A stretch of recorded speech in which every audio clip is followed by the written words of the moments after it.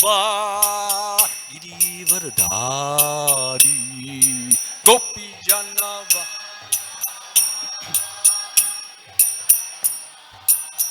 Jaya Gopi Janavalabha Girivardhari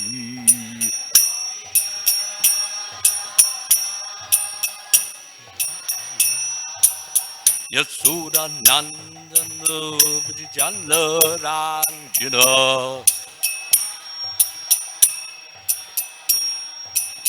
Yasura Nandana Vijala Ranjana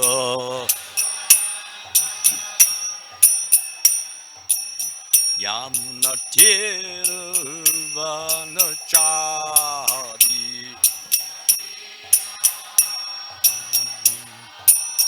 Yamuna Tirvanachari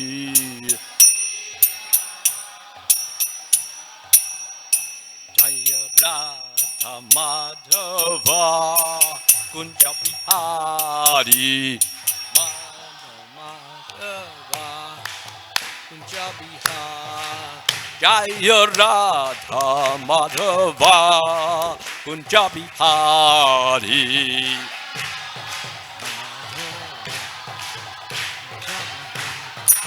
Jaya Gopi Janavalabha Girivardhari Gopi Janavalabha Jaya Gopi Janavalabha Girivardhari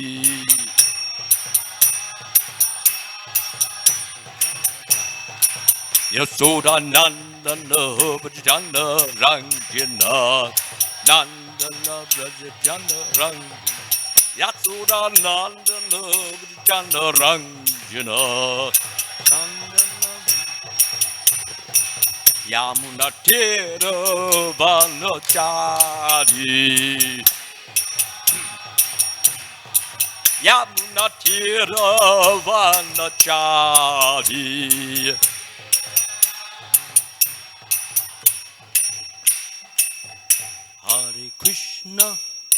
Hare Krishna, Krishna Krishna, Hare Hare, Hare Rama, Rama Rama, Hare Hare.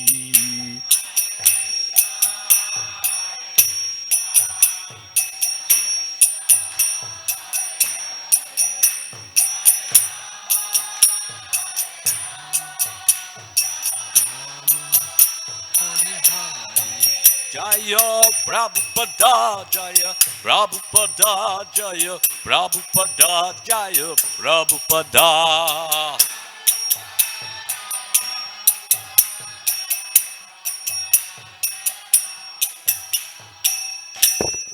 Jayam Vishnupad Paramahansa Parivajakacharya Asatara Sadashri Srimad His Divine Grace A.C. Bhaktivedanta Swami Srila Prabhupada Ki Jai ISKCON Founder Acharya Srila Prabhupada Ki Jai Anantakoti Vaishnava Vrinda Ki Jai Namacharya Srila Haridas Thakur Ki Jai Prem Sikaho Sri Krishna Chaitanya Prabhu Nityananda Sri Advaita Gadadhara Sri Vasari Gauda Bhakta Vrinda Ki Jai Sri Radha Krishna Gopa Gopinatha Shamakun Radhakund Giti Govardhana Ki Jai Vrindavan Dhamma Ki Jai Mayapur Navadip Dhamma Ki Jai Jagannath Puri Dhamma Ki Jai Ganga Mai Ki Jai Yamuna Mai Ki Jai Tulsi Devi Ki Jai Bhakti Devi Ki Jai Srila Prabhupada's Transcendental Book Distribution Ki Jai Harinama Sankirtana Ki Jai Prasadam Distribution Ki Jai Samaveda Bhakta Vrinda Ki Jai. All glories to the assembled devotees.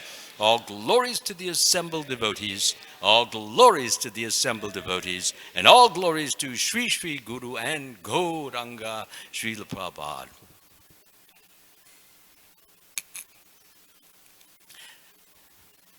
Before I begin, which will be in a few seconds, I just want to say that everything I say tonight and everything we understand tonight comes from the blessings of Srila Prabhupada, who established this very wonderful, very glorious, very beautiful temple. And He also wrote over 60 books, and the major ones are the Srimad Bhagavatam, the Bhagavad Gita, and we have a few more. Come on. What else did he write? Where you been all this? Come on. Yeah, he wrote the Chaitanya Charitamrita, the teachings of Lord Chaitanya, the teachings of Lord Kapila. Come on, you know that. So he wrote all of those, and for our edification, for our benefit, for the blessings. And by reading them and praying over them and begging for the mercy to understand them, we get that. And that's what brings us here and brings us to hear talks which are going to be about how we can become happier, how we can become free of all miseries, simply by taking shelter of these books and taking shelter of the association of devotees. So, Om Namo Bhagavate Vasudevaya. Om Namo Bhagavate Vasudevaya. Om Namo Bhagavate Vasudevaya.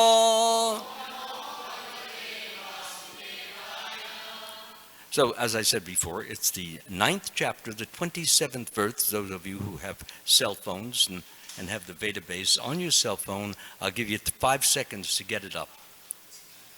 1, 2, you got it already? 4, 5. Well, you don't think I can count?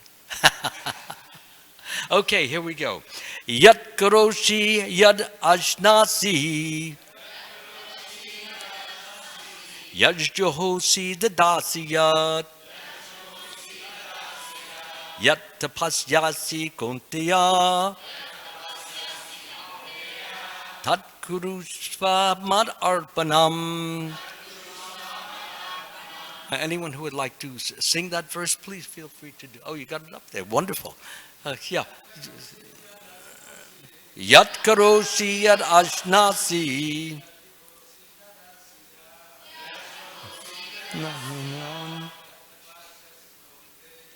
Yat tapasyasi konteya. Tat purushva madarpanam.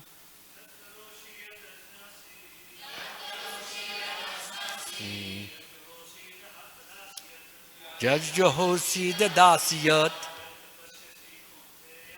Yat tapasyasi yontiyam. Yat kurushva madarpanam. Yat kuroshi yarashnasi. Yat johosi dadasiyat. Yat tapasyasi yontiyam.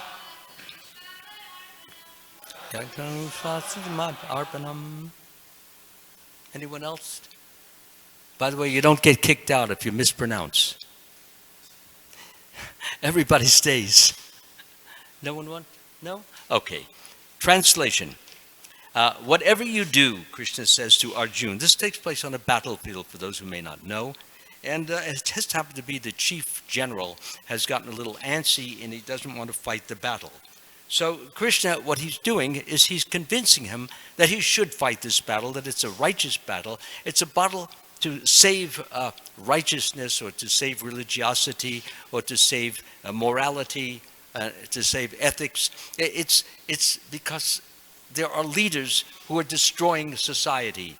And so Arjuna has been drafted, if you will, he's a general, to head up this battle.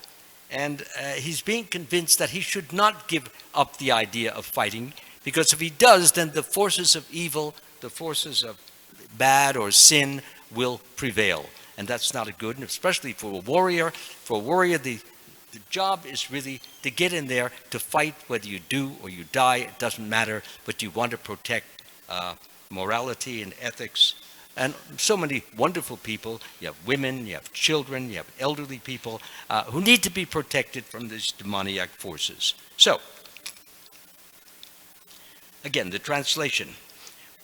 Repeat after me, please. Whatever you do, whatever you eat, whatever you offer or give away, and whatever austerities you perform,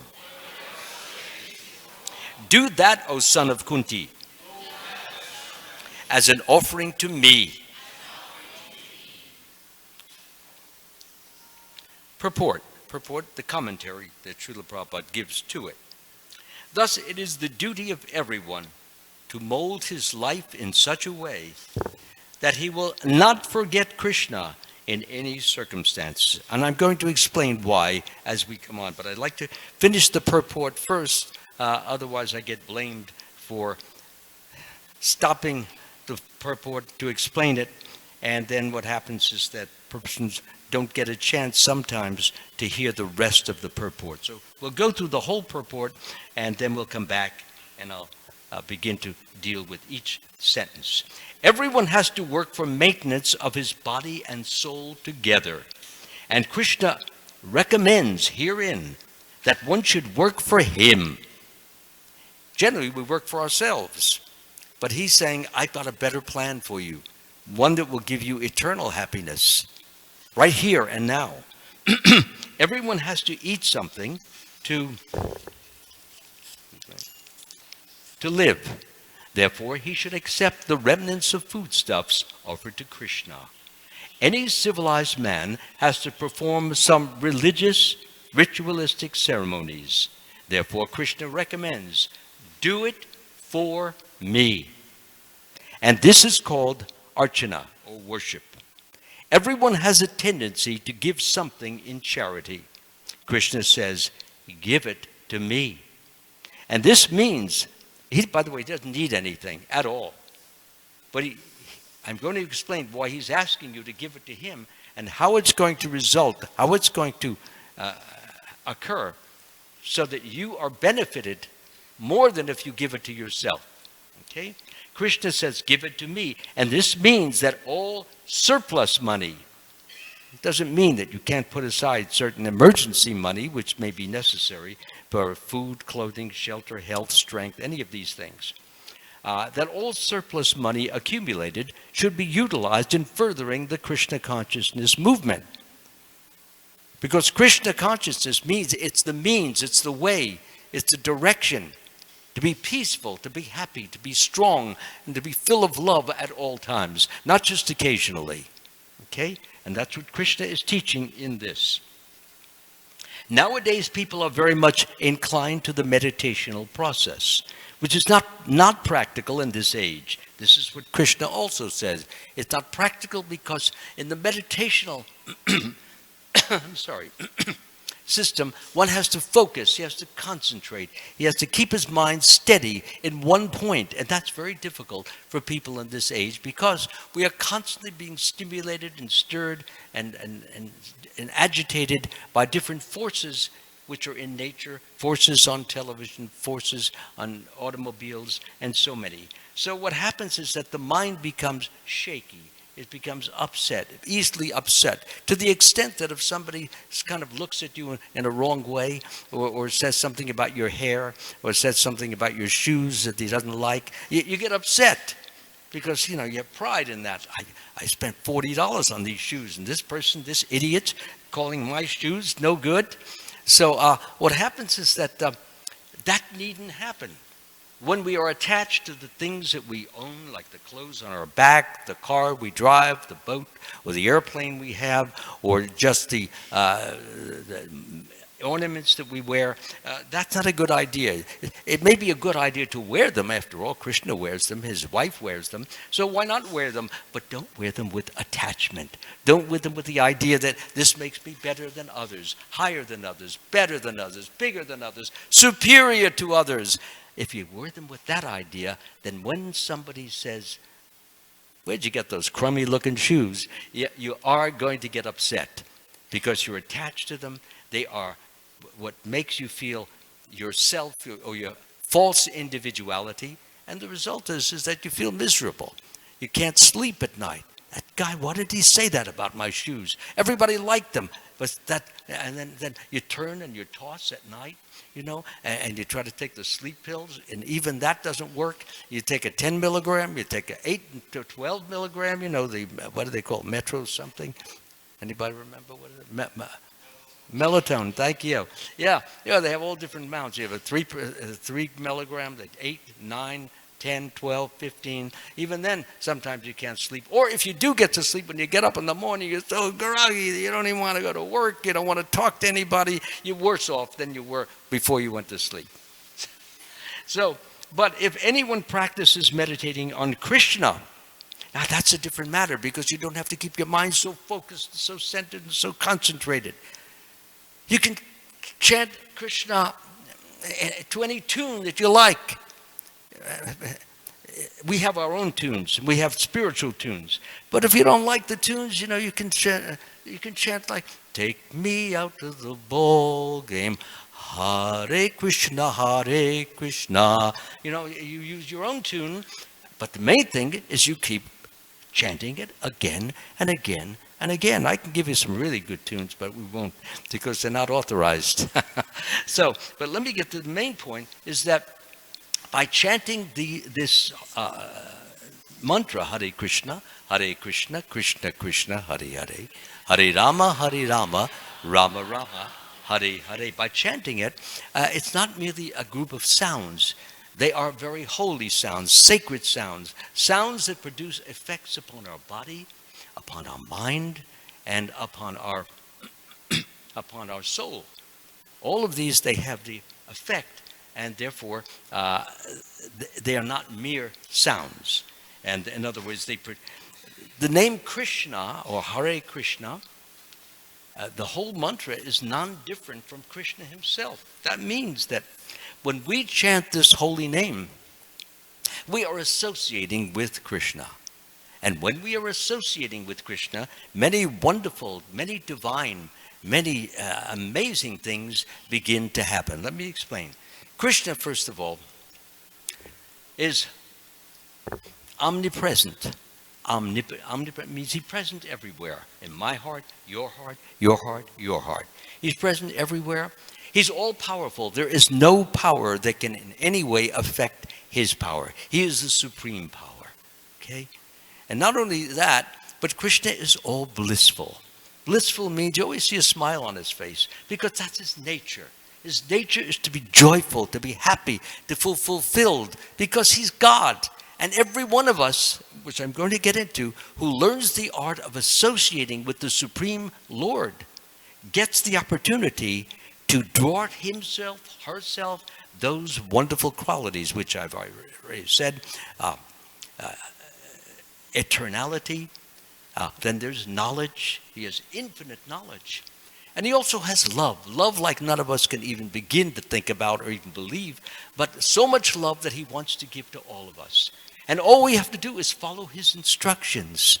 And if we follow those instructions, he will heap upon us oceans of love, so that we too will begin to feel the bliss, the happiness, the joyfulness that he feels. Let me give you a good example. For example, I have a warm hand. I do. And let's say I shake your hand, and your hand is a little on the cold side, okay? So you feel the warmth of my hand, and the coldness or the coolness of your hand begins to change to a warmness. You start feeling warm. It's only natural. Warm against the coolness, it will change it. So the result is that you absorb the warmth of my hand. Now, when we absorb ourselves in Krishna, when you begin to chant the name, as Prabhupada says, 24 hours a day. Well, I'm not recommending that immediately, but as we get on, who knows, if you begin to feel the joy, the bliss, the happiness, the peacefulness, the love, all those wonderful things that I'm talking about, if you feel them, then why not chant them? Certainly for an hour, 2 hours, 5 hours, 10 hours, because the joy is getting better and better as the absorption is becoming deeper and deeper. So,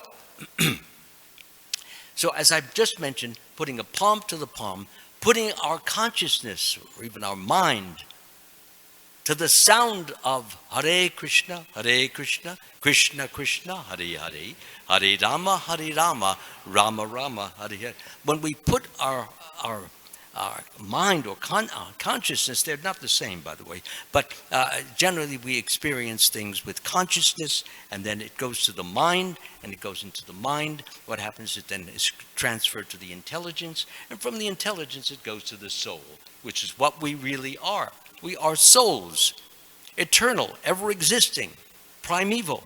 We don't die when the body dies. Now, when a person actually has experience of this, understands it, and feels it, that he is or she is eternal, and is no longer identifying himself or herself with this body, but is identifying himself or herself with the soul, which means experiencing oneself as a soul. Sometimes people say, well, how do you know you're experiencing yourself as a soul? Remember I gave a little example before about somebody saying, oh, what horrible looking shoes you have? You remember that example?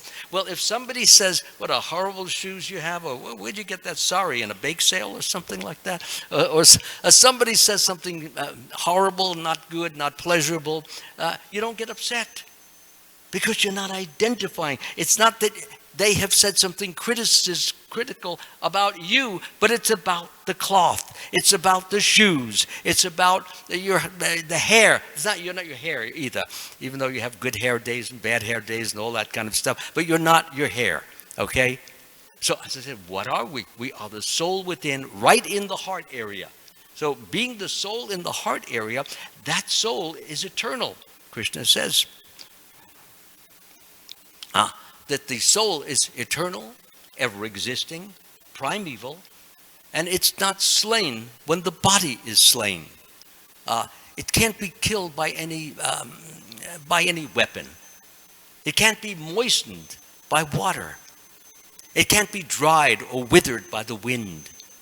None of those things, because it's eternal, and it's with us all the time. And when this body finished, died, no more. What happens to it? It just moves on to another body, a new body, in which it will finish up some of the desires that it never fulfilled while it was in the body in this life. Or it will get its karmic reactions. Sometimes you do some bad things, sometimes you do some good things. But you have to get the fruit. Like if I slap you like this, and you want to slap me back, but I run away.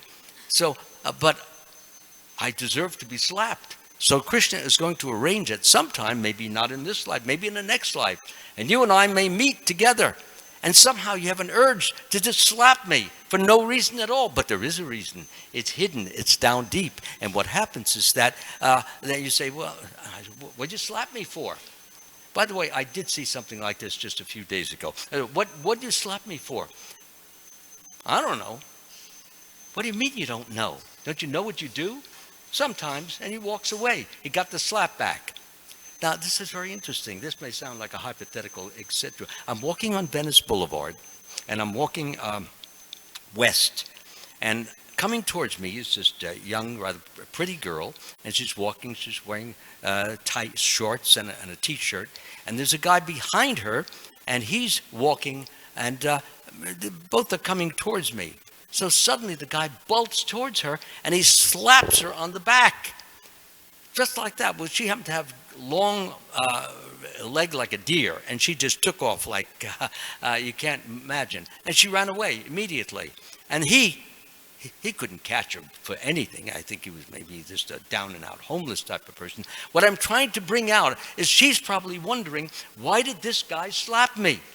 They didn't even know each other. They had nothing in common or anything like that. But things happen, what they appear to be accidental, but in Krishna consciousness, nothing is accidental. Everything is arranged by the Lord. And you learn, as I just a few moments ago said, you learn to be peaceful, notwithstanding sometimes unpeaceful situations. Like this girl, she just ran away. Another devotee, he might just walk away. And if the guy got really heavy, he might stare him down in the face and then be ready for the worst if necessary, depending. Some people have warrior mentality. Some people have Brahmin mentality. You all know what a warrior, and a Brahmin is a person who's more priestly. And some people have what we call mercantile mentality. So people respond in different ways. And this girl, she didn't know how to fight, so she just took off. So that was the situation in there. And it can happen. So when it happens, if you're peaceful, if you're in touch with Krishna, if you're associating with him, and you're picking up, you're receiving, you're getting his qualities of peace and love and kindness and sweetness and generosity and self-control, all those qualities which he has will become your qualities, okay? Just like the handshake. The hot hand makes the cold hand hot. And when you associate with Krishna by chanting his holy name, Hare Krishna, you're associating with Krishna. Krishna, Hare Hare, Hare Rama, Rama Rama, Hare Hare. So we're associating with Krishna. And when we associate with him, what happens? His qualities become our qualities. Isn't that wonderful? I mean, it's not something you buy. It's something you generate, something you build, something you steer. And as we do that, we feel that. We feel that peace. We feel that strength. We feel that confidence. We feel that love.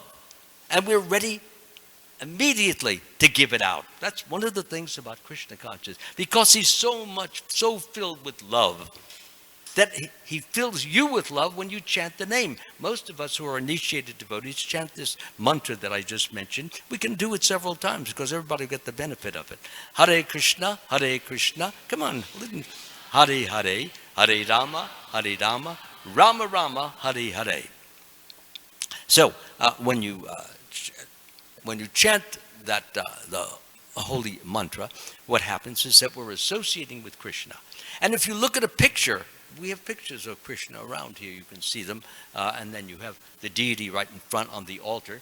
So when you chant and then you look at the deity and you chant and you express your affection, why would you have affection to Krishna if you don't even know him? Well, who's giving you food today? There are a lot of people not going to eat today and who are not eating.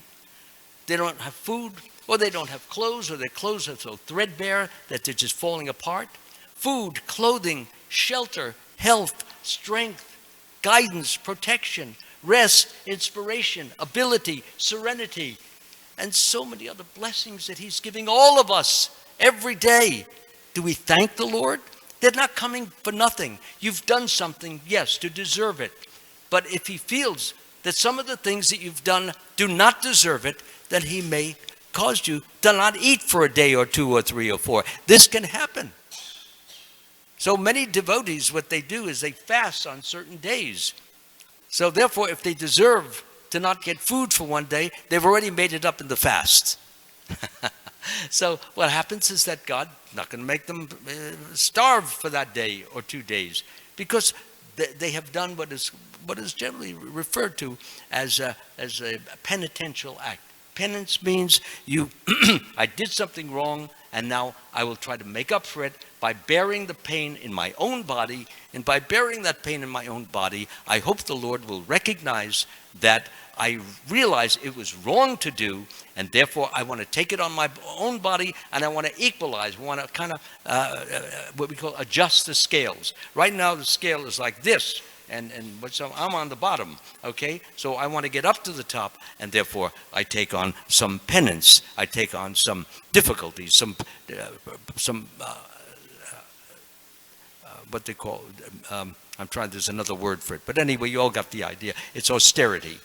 So if we do austerity, then what happens is that Krishna is seeing that although this person deserves to suffer, I'm not going to make him suffer, because look what he's doing. Look what she's doing. She's making herself suffer so that I don't have to deal it out to her. So how can I give punishment and pain and suffering to someone who's already given herself some suffering? So that's a smart lady, I must tell you, who's doing that. So, or a smart guy, whatever it is. The main point is that you pay for everything in this world. You can't go into Trader Joe's or Sprouts and just take something and walk out with it without being caught at some point and without being asked, are you going to pay for that? So what happens is that those things are it's a given that we need to, there's a payment.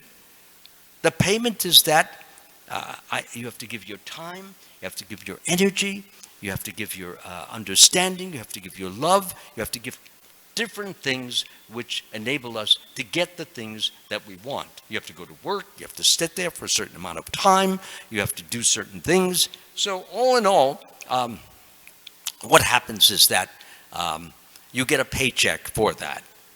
So the important point that we have to learn, especially from this class, is that everybody has to pay the price. If you give somebody, you give some like flowers. Sometimes people see me walking around here, I'm giving people flowers. Why? Because every time I give somebody a flower, which has come from Krishna, it's a blessed act. And somebody is receiving the blessed flower. And by holding the flower, which Krishna has touched and smelled, one gets benefited. And I get benefited also just from the idea that I shared it with you. So therefore, we should try our very best to share things with others. And by sharing them, you'll find that God will see that, because that's his nature. He feeds us, he clothes us, he shelters us, he does all these things. He's sharing. What is he sharing? Everything that he owns. Who owns the food? Who owns the clothing? Who owns the wool? Who owns the air? Who owns the rain? Who owns all these things? Who makes them happen? Krishna. Krishna is the one who's responsible. So if he owns them, he likes to share them. That's why we're having such a beautiful day right now, and it's gorgeous. And some of the people are down at the beach just lolling around and playing with the waves. And here you're sitting in, and you're gaining information, which if you utilize it over time, you're going to find that your life is more peaceful, more satisfying, more fulfilling. And as a result of that, you'll be able to, if you have children, you'll be able to treat them better. If you have a husband, you'll be able to treat him better, because you'll be more peaceful and eager to share and to be ready to help and to assist and associate in different ways.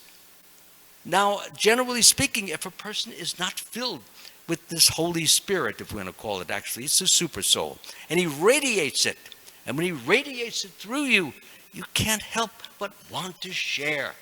So you share whatever you have. Even if you have a little piece of bread, you find somebody, hey, would you like this piece of bread? It's fresh. You can always find someone to take a fresh piece of bread, as long as it's not stale. So you want to do that. And you will do that. And that's the mood. It's the expansive mood. Whatever I have goes out and more out, because I got it from Krishna. Because I got it from Krishna, then for Krishna is pleased that I'm taking what he gave me and giving it to others who are his children.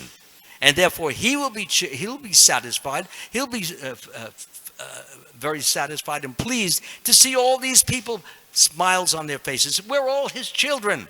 So you give something to your son, your daughter, your uncle, your aunt, whatever it is, Krishna is very pleased that you're not just keeping it for yourself and trying to be bigger and better and greater and higher and superior. No, we don't want to do that.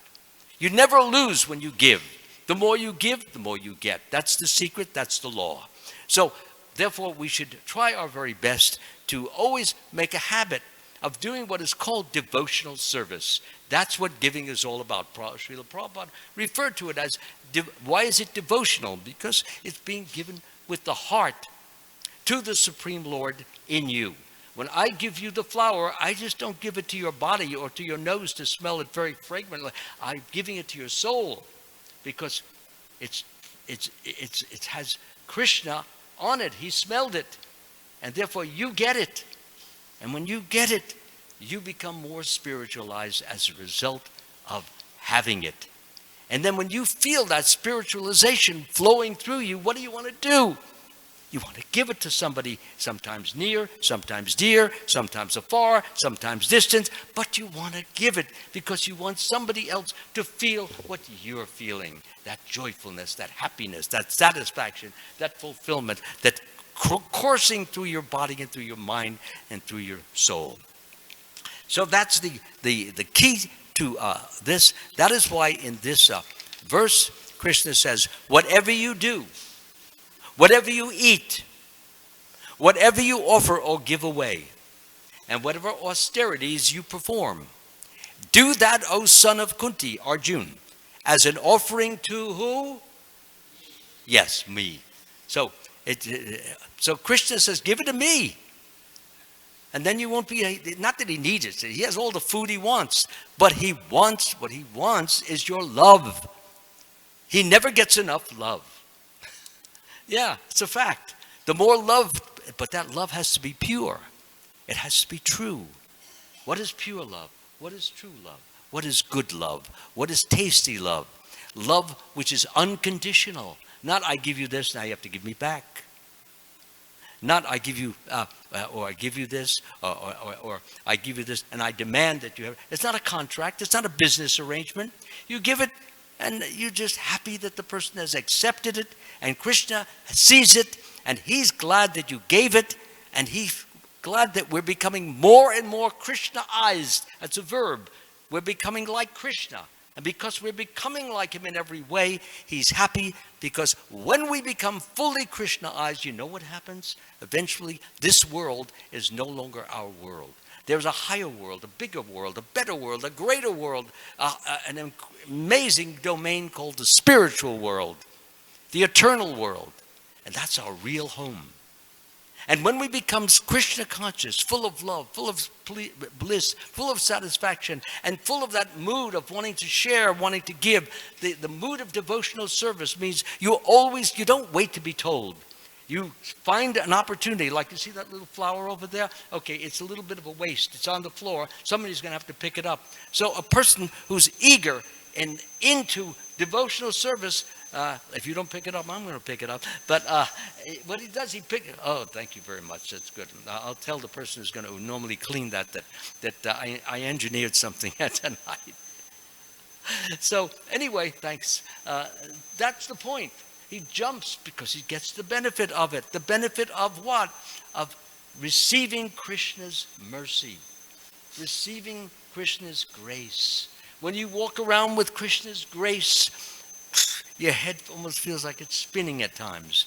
But you have to control it, of course, because you have to go to work, you have to do things, get on the computer, you don't want to touch the wrong keys, so well, you might lose your job. We don't want that to happen. So all in all, what I'm saying is this, is that, as Krishna says again and again, now how do you offer to everything to him? I'll tell you what I do, and maybe you can use it, maybe not. You may have a better way to do it. Whenever for example, let's say I'm preparing some food, okay? So I'm putting the water on. As I'm turning the water on, I'm saying, this is for you, Lord. I'm washing the vegetable. This is for you, Lord. Okay, I'm shaving it on the top like a carrot. You take off. This is for you. Okay, now I'm chopping. This is for you. So your whole hour or a half hour goes on. This is for you, Lord. This is for you, Lord. This is for you. This is, after a while, if you can't go on, you're so blissful, you're so happy. Because Krishna responds, he reciprocates, he hears what you're saying, and he wants to get into it. And the way he gets into it is he lets you know he loves what you're doing, and he wants to give his love to you so that you feel that love, and you may come to the point where you can't even say, this is for you, because you're choked up with these are what we call transcendental blissful symptoms. Okay, they're one of many. Sometimes tears come from the eyes. Sometimes the heavy perspiration will come. Sometimes we tremble, and sometimes the voice shudders, like in the Chaitanya Charitamrita. Lord Chaitanya, he was calling out to Lord Jagannath. Lord Jagannath is on the altar, the altar on the eastern side, farmost, with big, beautiful eyes. And he couldn't say Lord Jagannath. So what did he say? Bad imitation, but it's the best I can do. He couldn't speak. His throat was tied up. I'm sure all of us many of us have had a chance where your throat is tied and you can't speak because you're so overwhelmed with either bliss or ecstasy or misery. That happens too. So anyway, the important point is that if by doing what I'm saying, this is for you, Lord. I open the book, this is for you, Lord. I walk across the street, this is for you. This is a natural, easy way to remember Krishna, and by remembering it continuously, you get into the habit. It's like singing a song.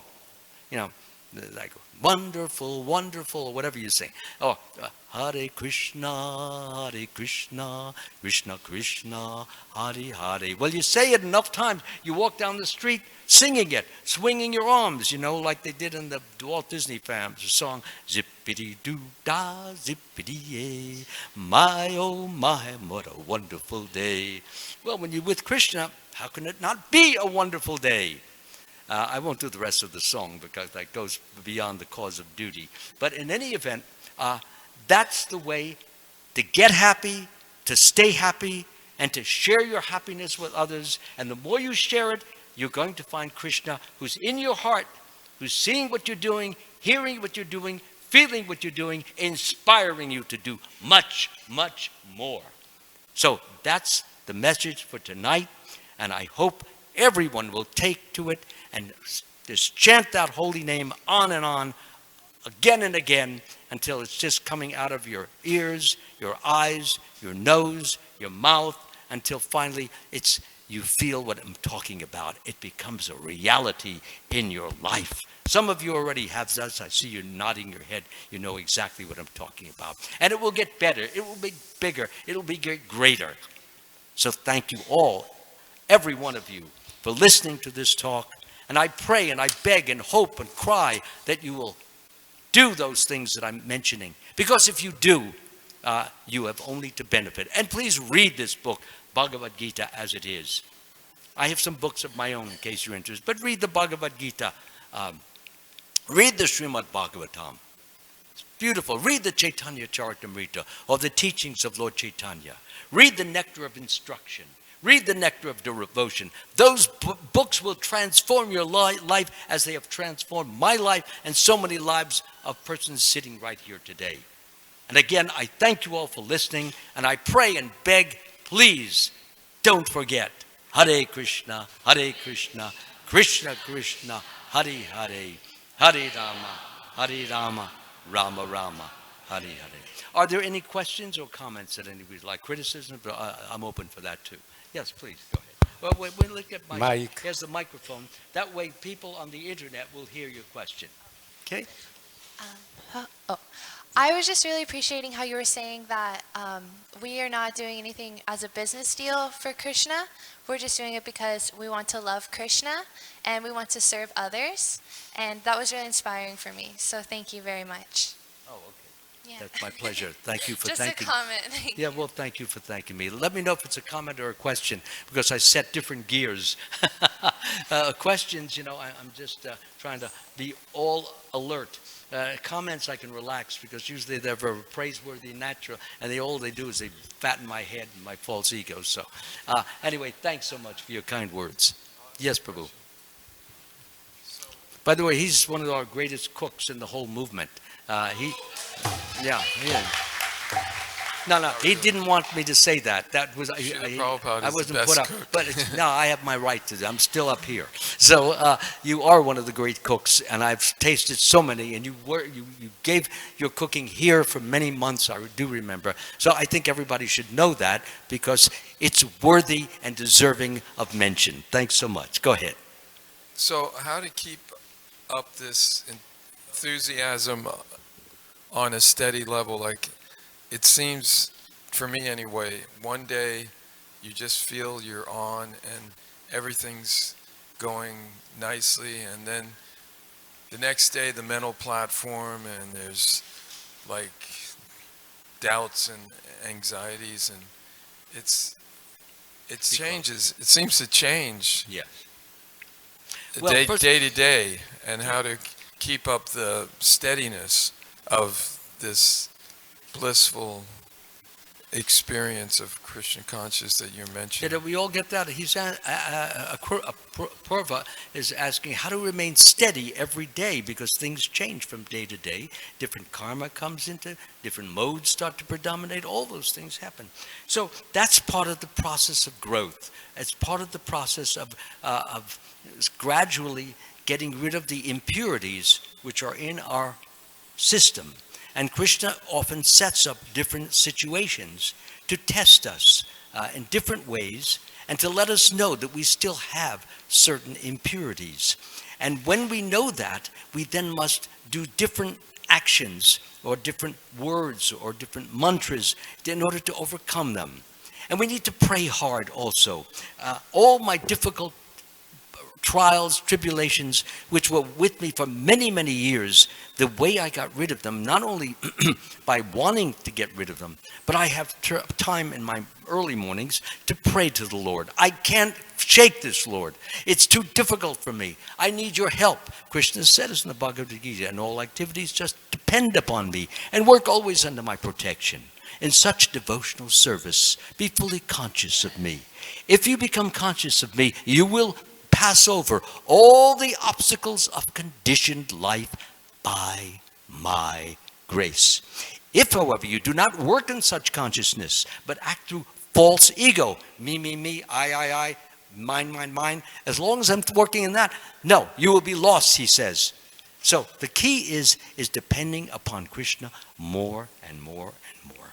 And the 6 symptoms of surrender are a part of that. Accept whatever is favorable for discharging devotional service. Reject whatever is unfavorable for discharging devotional service. Believe firmly that the Lord will always protect his devotee. Feel dependent upon the mercy of the Lord. Have no separate interest except the interests of the Lord. And always be meek and humble. Those 6, if we practice them, we will find that things which are going like this will slowly begin to go like this, and then, but we need to be patient, and that is one of the greatest qualities a devotee can have, to be patient, to be enduring, and to be constant, and to not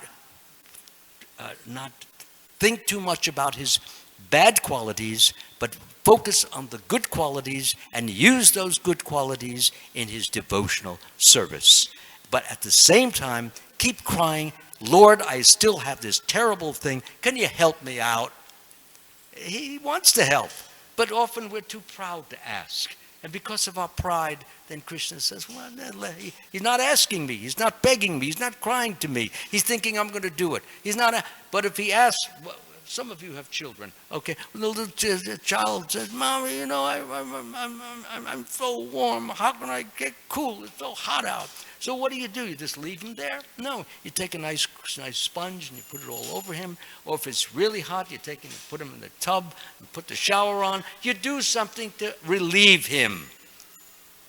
But if he doesn't say anything, what do? You go back to doing what you normally would do, whatever that may be.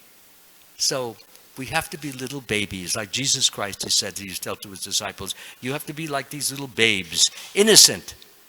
Innocent in the sense that I need help. And it's not a sin to cry out to the Supreme Father for help. So please do that. It's not a mark of weakness. It's a mark of great strength. Okay? Yeah. Anything else? Anyone else? No? Okay. Enjoy your meal, and I may get there. Thank you. Thank you. Thank you very much. Thank you all. May Krishna bless you unlimited.